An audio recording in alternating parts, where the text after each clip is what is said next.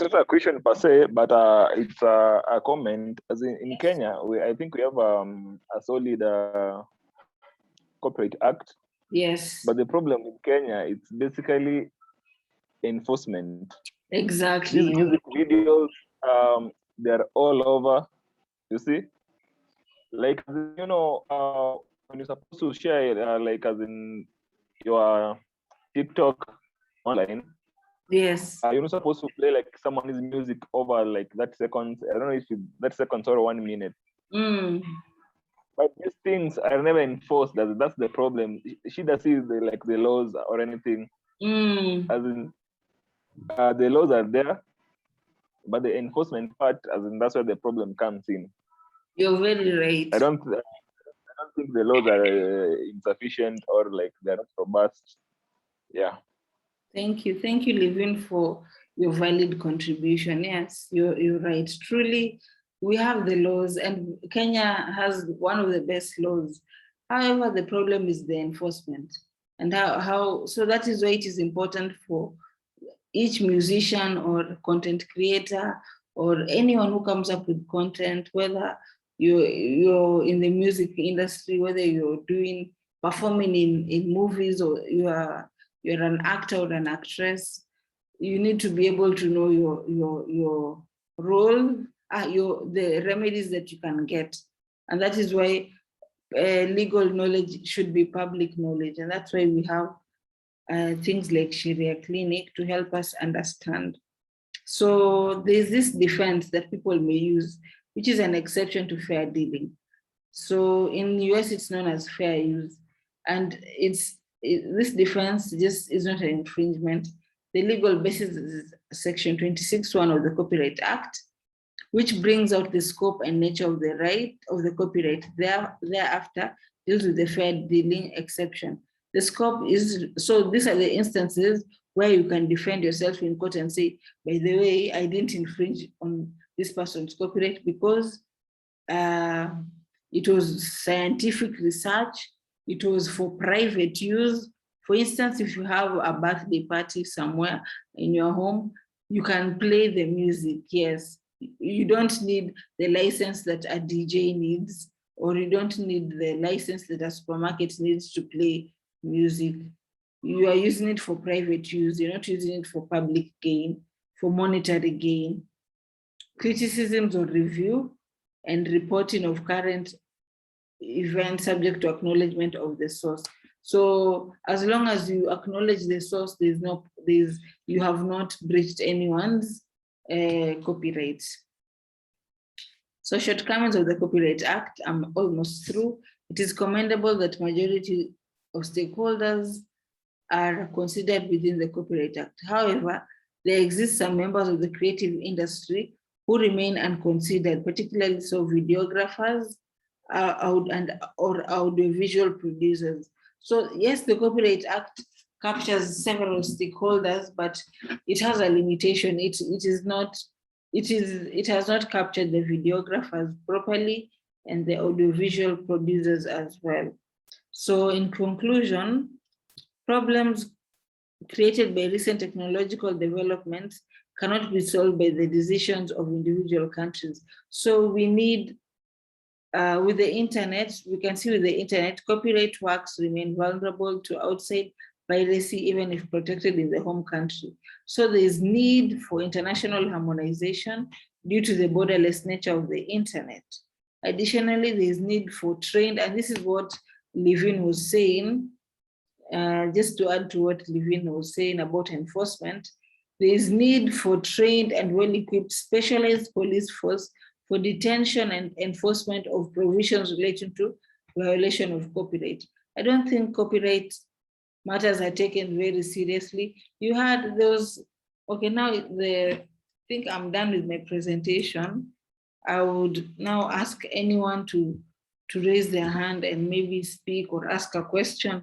We can deliberate, or where you didn't understand.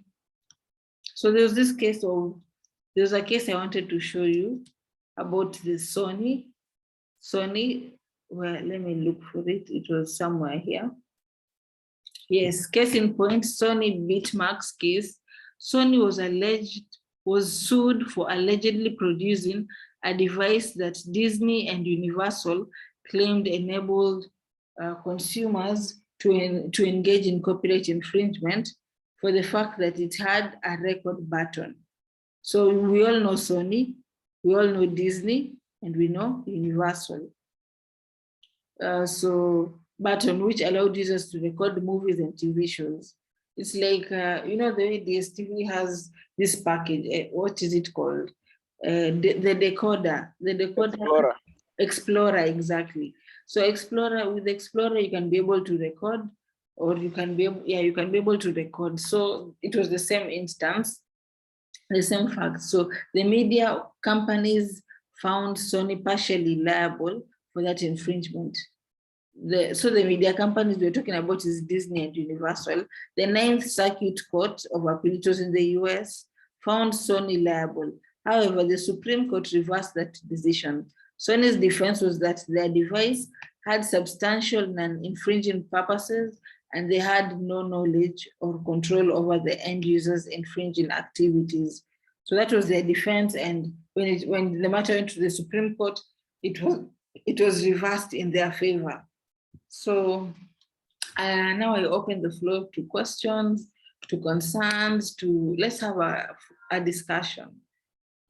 So anyone can ask a question, anyone can answer.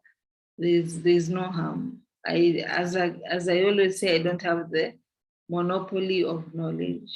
Yeah, I'm just human and limited. So anyone with a question or concern, I hope you've gotten the difference between copyright and these other regimes of IP law in Kenya.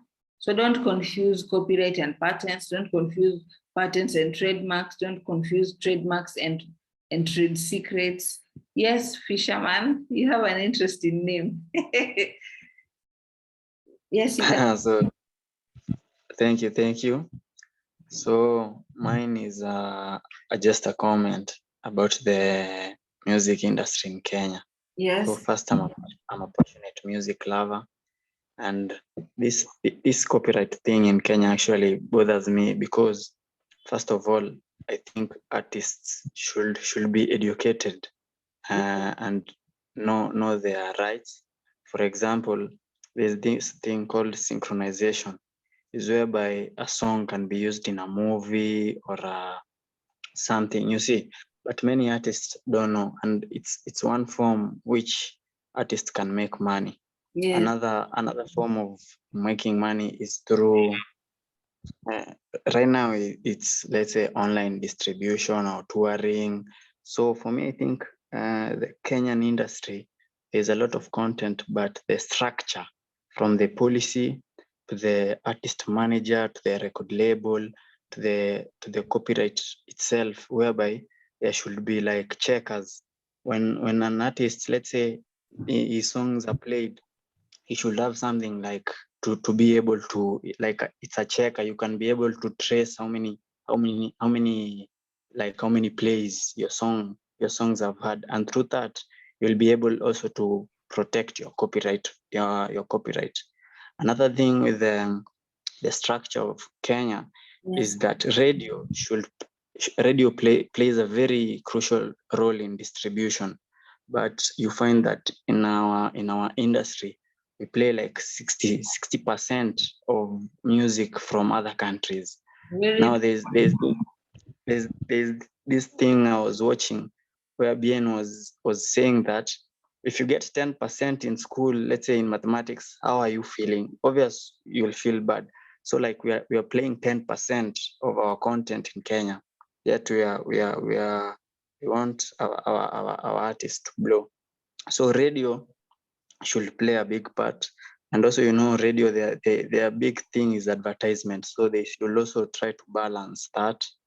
And lastly, I think that another way artists should learn to make money is through touring. You'll find that a guy like Ken Maria makes a lot of money because of touring. Unaona hizi mara sijui Kamba Night, I don't know, is in Kisumu this weekend. Next weekend is in sijui Mombasa. You see, artists make a lot of money through touring.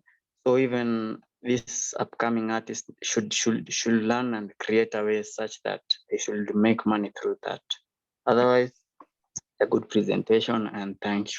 Thank you. So about touring, can we say it's the same as public performance? Yeah. And also now, through public performance, there's this thing called PRISC, whereby the people should be paid, the performers are paid. So, but now you see our system doesn't take in the PRISC, the MISC for producers. Like it's if you're going to attend the public performances, you're expected to pay. It's like a concert. Yeah, exactly. So at the end of it all, they get their share. Is that the case? Yeah. And also, like there is the music producers, even producers, they have the union for producers. So if you're a producer, there's a percentage you should, let's say, get when some songs are playing. When you're performing also, there's some percentage you're supposed to get, or also when your songs are playing at a public place. Yes. There's also, because those guys are paying the license, that money for the license is the one that should go to the performance. Yes. But now with our system, it all goes to, I don't know where it goes.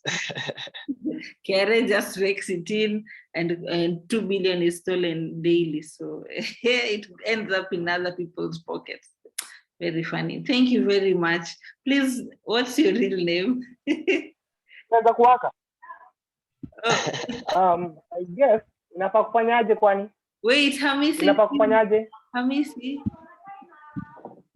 please. Iko tu vile kwa red.